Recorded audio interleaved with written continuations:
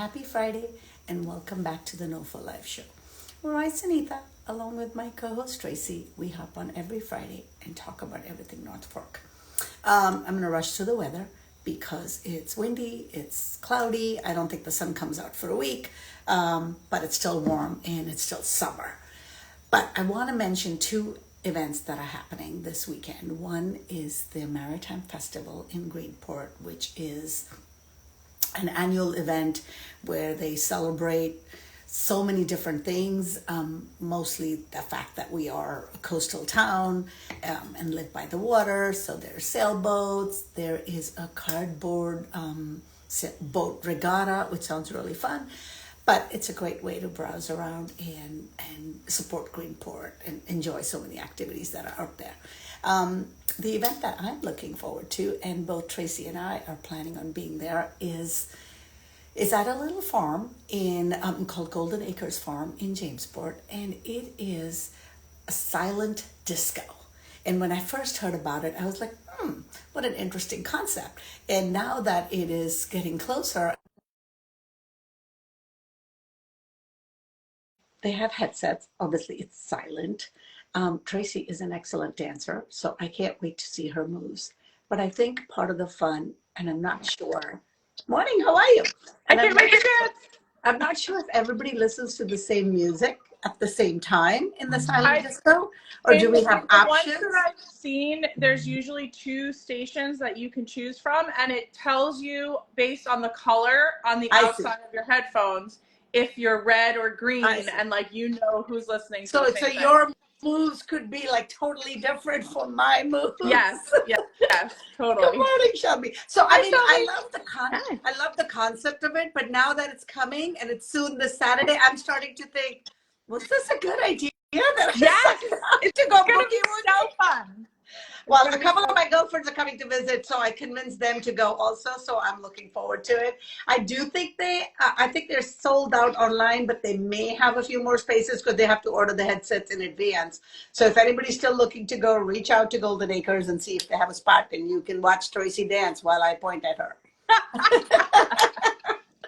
Good morning, Shelby. How are you? Good. How are you guys? I'm good. I think I emailed it when we were talking back and forth on email. I think you have the distinction of being the most featured guest on the show. I was thinking the same, but not for the same thing. I know. I think this is time number 3, but all three different. I'm starting to feel like we're SNL. You know how like they have the most hosts. You could be a guest co-host at this point. Well, thank you. Well, we love having you on. Good morning. How are you? Things are good. It's been a wild beginning to September. It's a very, very busy time. It's the harvest season, right? It's the start of the harvest season or peak of the harvest season? We're in it. So we're solidly in white wine harvest at the moment. So we have brought in our sparkling fruit. At this point, Pinot Blanc was harvested. We've started bringing in our Pinot Gris, our Sauvignon Blanc, our Le Crescent, and then we are on deck to continue harvesting this Sunday. We had originally there was supposed to be that rain that was coming through this week, which looks like it's continued to push off. So a lot of the wineries and vineyards out here put a pause on harvesting, anticipating that rain was going to come through. So you want to harvest before or after the grapes have had time to dry out. So now that weather looks like it's pushed through, we're starting full steam again on Sunday. So let's back up. Yeah, first, you're now. We're assuming everybody knows who you are. Let's say who you are, and then after, can you explain to us what does harvest mean? Absolutely. So my name is Shelby Hearn. I am the general manager and partner for Suhru and Lieb Vineyards, and harvest essentially is when we are picking our ripened fruit. So with grapes, during harvest season, what we're really looking for in our grapes to determine when they're ready to be harvested is the level of Brix, which is the measurement that we use to measure sugar in a berry, as well as the level of acid. So the way I like to describe it is if you imagine a bell curve, both throughout the growing season, both acidity and sugar content or Brix are increasing roughly at the same rate. So that increase of a bell curve, what we're really looking for is at optimal ripeness for still wine. Sparkling wine is a different calculation, so taking sparkling off the table for this. At the peak of that bell curve, you'll start to see the acid start to fall, creating a bell, and the Brix or sugar content continue to rise. What we're really looking to do is pick right before the acid starts to fall. So we have, exactly. So we have optimal ripeness and full flavor and fruit development in that berry. And then, so harvest is when you're picking them. So then from that point, like the grape, how long until somebody's tasting it? Yes, so that's a great question. So harvest, when we're talking about harvest, typically we're talking about, or people are thinking about the grape harvesting. The harvest season from a vineyard to a winery vary very differently in terms of time. So from our vineyard perspective, we're harvesting typically second week of September through at the latest, usually second week of November, typically right around Halloween is when we're getting everything in. But then from there, you have several weeks, months of active work in the winery to crush, destem, ferment, age all of that wine. So our vineyard crews are really busiest in September and October, actively harvesting, and our winery team is busiest basically Labor Day through Thanksgiving is when things start to cool off, and typically everyone on the winery starts to go back to a normal-ish 5-day work week, versus right now they're working very long hours, 6 days a week typically to keep up with everything that's coming in. So I just want to talk about and address the fact that before you even get to the winery, you really are in the farming business. Absolutely. Right? Because the grape, starting all the way from planting the vine, and from my limited knowledge, it takes a lot of years for that vine to grow, right? Before you can get the grape the way you want it. So can you talk a little bit about the challenges of farming for winemaking? Absolutely. So we planted in our vineyard this year, we have 54 acres. We planted 1,000 new vines. Those vines will not start producing fruit for about 3 years, and won't start producing fruit that we're really going to start making into wine for about 5. So it's a very commitment before you see a return on your efforts. It is, and everything that's happening in the vineyard now through through the end of the year is going to determine what the beginning of our growing season looks like next year. Because right now, while we're focusing on ripening those fruit, we're also then focusing on making sure that those vines have stored up enough energy to hibernate and go dormant throughout the winter, and have enough energy to be able to make it to bud break and set themselves up in a good way. So this season, one of the bigger challenges is, you may have remembered earlier in the spring, we had a late frost. So that for Long Island has been, and across the state, has been really detrimental. There are vineyards that are seeing 100% loss of Chardonnay fruit. In particular, Chardonnay was the main varietal that was hit the hardest with that frost. Essentially, the frost came through after bud break, when the shoots in the vine are at their most delicate, and the frost essentially told those vines, winter's still here, you need to shut down. So we lost a lot of fruit. We in our vineyard, because we're so close to the Sound up here on Oregon Road, we're a little bit more protected from that. So we got very lucky and are seeing minimal loss, but still loss. But across the board on the North Fork, you're going to see pretty major white wine loss this year as a result of that frost. So there are lots of little things that, typically, you know, we're not necessarily talking about, we're not always thinking about, that can really affect the growing season. But everything from really from here on out is going to influence next year's growing season. And then throughout the season, we're really focusing on how that weather is affecting our fruit development and our vine health. So this year, being that it was such a hot July and such a humid and hot July, the vines and crops across the board out here saw quite a bit of disease pressure, downy mildew, a lot of disease pressure. So we all had to adapt our spray program accordingly to be a little bit more proactive in ensuring that that disease pressure doesn't affect the fruit and affect the vine health.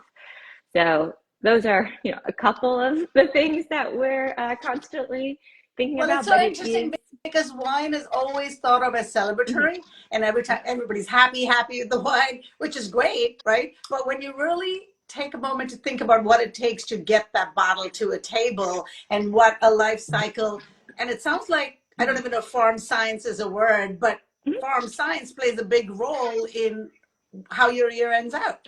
Absolutely. And what happens in the vineyard is the best indicator for the quality of that wine, because in the scheme of things, once it makes it to the winery, we have a lot of control over how, you know, what happens and how that wine develops. It's purely chemistry and of course art, but it is chemistry at that point. So we know if we inoculate juice with yeast, it will start to ferment, we will produce alcohol, we will produce CO2, the chemical reaction will happen. Versus in the growing season, in the vineyard, we're really at the mercy of Mother Nature, who sometimes is kind and sometimes is less kind. So, and even here on out, right now, the vineyards look really good. We're really looking forward to the whites that are coming in, are looking clean, are looking great. They're tasting fantastic. And the weather at the moment seems to be setting up for our red harvest to be very strong, but anything can happen. So it's really a matter of wait and see, and we're as proactive as we can be, but Mother Nature's in control. Let's talk about the tasting experience a little bit, especially at your wineries. So when you're coming in for harvest season to come celebrate and taste, you're not tasting that season's harvest. You're tasting the year before or year before or year before. What is the experience like when they come into the Suhru and Lieb? Sure. So our tasting room's up on Oregon Road, which is really lovely, particularly this time of year, because our tasting room and patio are all overlooking farmland across the street and our vineyard to the east. So you get a really lovely view of agriculture. It's a really nice, quiet setting to sit in. But this time of year, depending on the day, typically our vineyard crew is actively going back and forth. So you're seeing tractors go directly through. Which is my favorite part, by the way, of living here. One of my favorite parts. Because at different times, when the vines are going crazy in spring, then suddenly a machine comes and kind of trims them or trains them to go back into the space. And now you have those baskets that are lined everywhere. And I'm like, oh, they're harvesting. Yeah. It's kind of neat. Yes, it is. And it's nice too. We have this time of year, as we're harvesting fruit, I'm pulling a number of grape clusters as fruit is ripening in. So particularly midweek, if you hit the day right, there'll be clusters of berries available to taste in the tasting room, which is a really fun comparison to taste next to a finished wine, because depending on the varietal, it either tastes very similar or very not to the finished wine. And everyone, they do not taste anything like table grapes. Correct. So if anybody's fantasizing about, oh, this is yummy. Correct. They're quite a bit sweeter, which is always the big surprise. There's a much higher sugar content in a grape berry than there is in a typical table grape. So very different flavors that come after too much wine. Well, I don't know about that. Well, that depends on the art of the winemaker in terms of making sure, right? I mean, I don't know. Again, it's, you know. No, absolutely. There are different things that can happen during the winemaking process that can result in a higher probability of headache or less probability of headache. But I don't know that we have enough time to talk about that today. Well, let's talk about the winemaker at Lieb and Suhru, and a little bit about how both of these families are one now. Sure. Originally, Suhru and Lieb were two different labels, two different wineries, both under the same winemaker, Russell Hearn, who is my father and has been a winemaker on Long Island since 1990. He is originally from Australia, started his winemaking career there in Western Australia, primarily in the Margaret River region, just outside of Perth, and then continued his winemaking education across New Zealand, France, and the US before meeting an American and moving here for my mom, and has been happily married ever since. But so he has been the winemaker for Lieb since the early 90s, when Mark Lieb originally started Lieb Cellars. And then him and my mother started Suhru Wines, which is our family label, which is a combination of their first names, Susan, Russell, and our last name, Hearn. And that started in 2008. And then over the past couple of years, Suhru has really grown quite considerably. We opened our tasting room originally in 2018, and have continued to grow, and we're looking to grow even further. So last year, myself, my husband, who's our assistant winemaker, my parents, Susan Russell, as well as our business partners, John and 𝗩𝗂𝗃𝗀𝗀, approached Lieb to purchase the Lieb Cellars vineyard and brand. And as of January 1st, 2024, this year, took over management of the property and of the label. So we have, over the last couple of months, been moving towards one tasting room, one unified brand and label. And that'll be at Oregon Road? Yes. Yes. So as of the end of August, we have closed our main road tasting room space. That property is on the market, and while it's a great space and we've really enjoyed being there, it wasn't the right fit for us moving forward. So we have and now also having moved. two spaces and manage, like, that's double. I can only imagine the transition and the thought process of, where you go from here. Yes. I, for one, am excited because the Lieb vineyard is closer to my house. But yes, exactly. And you can't beat this location, this view. It really is. Yeah. And I mean, just from a logistical business standpoint, this location has everything on site, which makes the logistics of operating and running the vineyard and the winery and the tasting room a lot smoother. So while we're very sad to see that space go, I'm finishing moving everything out, and I have movers coming on Monday to finish that process. It's been very sad, but also exciting to see the next chapter and the next adventure. I hope you're bringing that big, beautiful wooden table with you to the new location. Oh, yes. Oh, yes. There will be a number of elements from the Suhru tasting room that will be making appearances over on Oregon Road. Don't worry. Oh, good. So going forward, the plan is to keep both labels, but have them be available in the same location for everybody able to taste and enjoy. And it also sounds like it's truly a family business because everybody you listed. So is it just automatically, like, if you're part of the family, you're required to come do whatever it takes to be in the vineyard? Sometimes it does feel like that, but it's nice. My sister is not directly involved with Suhru and Lieb, but she also works in the industry, as does my future brother-in-law. So we are 100% a full wine family, which is, wasn't necessarily the goal when we set out, but has been a very nice. Well, I'm sure it has its challenges, but also has its rewards, right? It does. So it's both, It does. It makes it very difficult to do any type of family-related anything in the fall. I can imagine.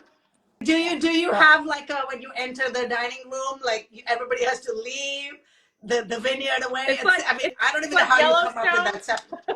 So we actually no we have business at the table. When my husband was first entered this industry, he wasn't when we first met, he was a high school history teacher. But so when we first started dating, every time he would come to any family function, any family, anything, we would immediately the conversation would eventually turn to work.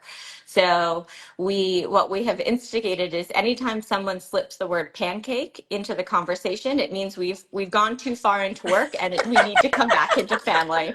So it was primarily for his use in the beginning, and now now that we're all in the industry, pancakes are flying everywhere. Exactly. So it's a nice cue to everyone. It's very funny when we're with people who are not in my immediate family, and we start saying that. Nobody knows what's going on. What? We just think we're very into breakfast. Well, the cat is out of the bag now. Yeah. But that's great. Yeah. That sounds good. That's it. Okay, so you mentioned that you're harvesting now, and so when does the wine start to ferment? Sure. So typically, the juice that comes into the winery will be inoculated within 2 to 3 days after it comes into the winery. So we have our Pinot Blanc that has come in for sparkling, our Pinot Gris, our Le Crescent, and our Sauvignon Blanc has all been inoculated and has begun fermentation. So you harvest one grape at a time, process it, then harvest the second grape, and just keep redoing this full cycle each time. Exactly, because it's all dependent. Every varietal ripens at a very different pace, and dependent on vineyard site and any type of environmental pressure or factor, they can ripen all at the same time, or they can be nicely spaced out. Currently, we're relatively nicely spaced out, but I'm sure that will not continue. If they all come at the same time, do you lose some of the harvest because you can't manage it all at the same time? It becomes very, very challenging.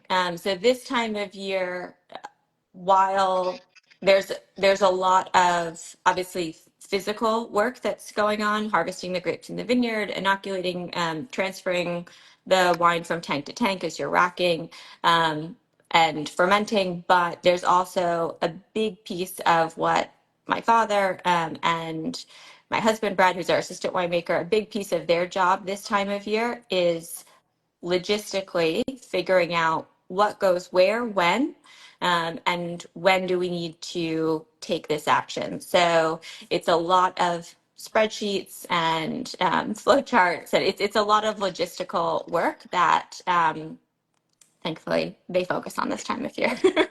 Well, I've got plenty of other things like that I have one to focus impacts on. the other, right? Because if you don't have the time to harvest this, and oh my God, my brain is spinning just thinking of how they keep track of, and you have such a concentrated amount of time to finish the harvest. It's not like you have 6 months. You're like, okay, I'll do this now, and right. Wow. The good thing about it is, barring any major weather event, hurricane, big storm, tropical storm weather, rain or incoming big rain or incoming early frost are the two things that tend to create the most scramble. So, knock on wood, fingers crossed, anything can happen. But typically this time of year, sparkling, white harvest, and rosé harvest are relatively spaced. Typically, you're not seeing, large numbers of varietals all ripening at the same time. Once we move into reds, then that becomes a little bit more logistically challenging because red ferment is a lot longer. So for a white wine, the grapes come in, they get crushed, they are inoculated with yeast, fermentation starts. And then once the fermentation is monitored, and once that fermentation is complete, they're racked into a different tank and begin their settling and aging process. For red wine, that process is significantly longer because what's happening with a red grape is we're extracting the color from the skins. So when that fruit comes in, they're crushed, but the skins, juice, seeds all go into tank together and are inoculated and fermented with the juice in contact with the skins, because the skins are what's going to give the wine the color, pigmentation, the tannin, and that really rich developed flavor. So throughout that process, which will typically last about 2 weeks, there's a lot more labor that's involved, because as that juice ferments, the yeast are consuming the naturally occurring sugars in the juice. They're releasing CO2, producing alcohol, and releasing heat. And as they release CO2, it's pushing the grape skins, which are lighter, to the surface of the tank. So throughout that fermentation process, typically 3 times a day in the beginning of the fermentation, it'll go down to 2 or 1 later in the fermentation process. But those grape skins form essentially a cap at the top of the tank and need to be resubmerged. So it's extra wine work that needs to happen constantly throughout that 2-week process, typically with a mechanical punch down tool. So if you imagine a very large stainless steel mechanical foot that is going to step on top of those grapes and push those skins down. So at that time of year, there's a lot more work going on in the winery because this process is extended. And then once the fermentation is complete, the juice is drained off of those grape skins and goes back. The skins go back into the press to make sure that we're extracting absolutely all of that wine. So what happens in a relatively short period of time, all things considered, for a white wine takes significantly longer with reds. And red harvest, which is typically in October into November, that's when we have the biggest concern of frost, major weather events. So what you can see is if a storm's coming through, all of a sudden every winery out here is calling each other. Do you have any, are you picking today? Yeah. Can you spare anyone? Can you spare a tractor? And we're all logistically trying to make sure that everyone's fruit is harvested in time and that there's enough space in the winery to make sure that all of that fruit can be received and crushed and fermented in that period of time. So that's when it gets very I like hairy. that you just touched on the collaboration between the wineries, because that is so much of what we love about the North Fork, is that it's not competition, it's everyone helping each other. So let's use that as an opportunity to roll into our NOFO Live 5. So Shelby, if you were going to take Sunita and I out to lunch, where would you take us?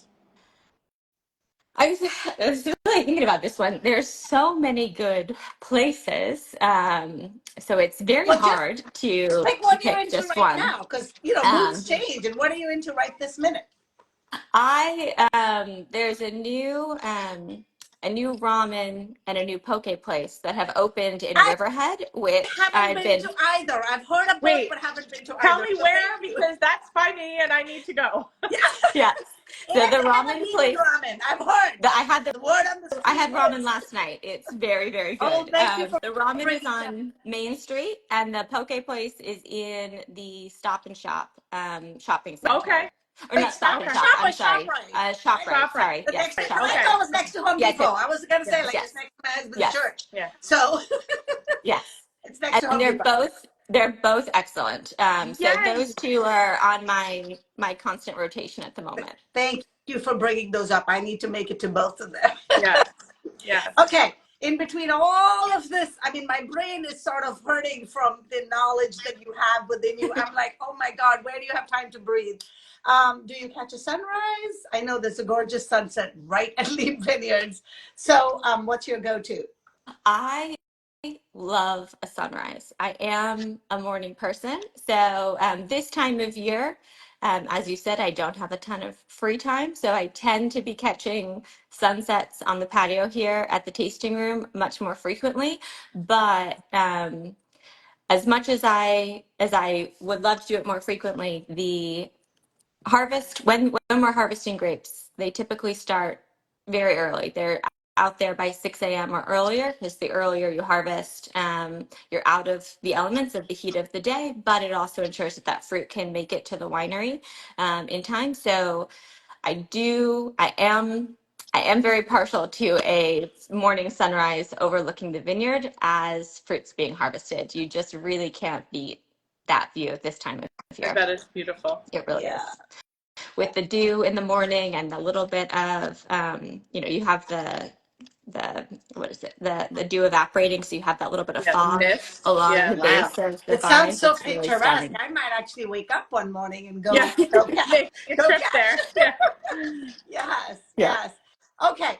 When you do have Mhm. downtime, what might we find you enjoying? A wine, cocktail, mocktail, beer? What's your go-to? A little bit of it all. I do try to, downtime is hard to come by, but I do try as best I can to get around to as many of the other wineries as often as I possibly can, because it's always nice to see what everyone's pouring, what this vintage looks like for everyone. So particularly as the weather starts to cool, this time of year, I'm firmly a red wine drinker. So really looking forward to starting to pull out a number of the aged reds that I have in my collection and make my way around to as everyone's starting to release their next vintage of reds, which typically are released about this time of year. So when you're enjoying those reds at home, what fresh veggies and fruits and things are you getting from the farm stands to complement that? Oh, a little bit of everything. I spend a lot of time stopping at 𝗏𝗏𝗏𝗃 and Good Ale and stocking up on cheese. But my usual rotation, because of our proximity here on Oregon Road Organics is right across the street, so it makes it nice and easy to run over in the middle of the day and pick up a couple of veggies. Or swing past through Wickham's or Sangley on my way home are definitely in my constant rotation. But I am very guilty of having a regular, what I like to refer as picnic dinner, which is you open a bottle of wine, you find some cheese, a baguette, and some veggies at the farm stands on the way home, and kind of Oh, so make what you you think will of you're living dinner. in a French version of the North Fork then? I mean, Yeah. sometimes you have to romanticize your own life, right? If you don't do it, Picnic nobody Oh, else I dinner. is love I going love that. to. it. I love that. Romanticize your own life. I love that. That should be the title of this video, Romanticize Your Own Life. I love it. Well, thank you for joining us, Shelby. It's always a pleasure to have you. Thank you. It's quite clear you know a lot about what you do and that you're very passionate about it. But tell us why you're passionate about being part of the North Fork.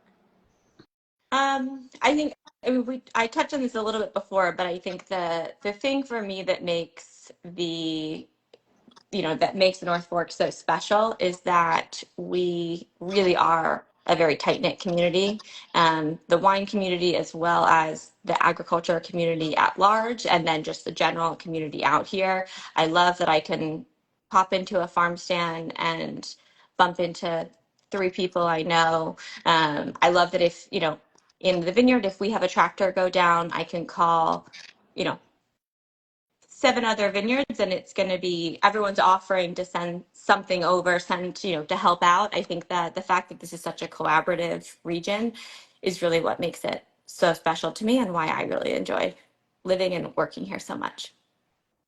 Well, thank you for being on. I mean, as we touched at the beginning of the show, you've been on the most features guest. You've been on as Suhru. You've been on as Long Island Wine Country. And today you're here as Lieb and Suhru. And I'm trying to rack my brain of the next time that you'll be on. And I can't wait to see what we'll be talking about, because I have no Thank you. doubt you'll be back on again. And I look forward to it. Thank you, Thank you. Shelby. Enjoy your Thank weekend, everybody. And either we'll see you at the Maritime Festival or Silent Disco. you. See you next week. Bye. Bye.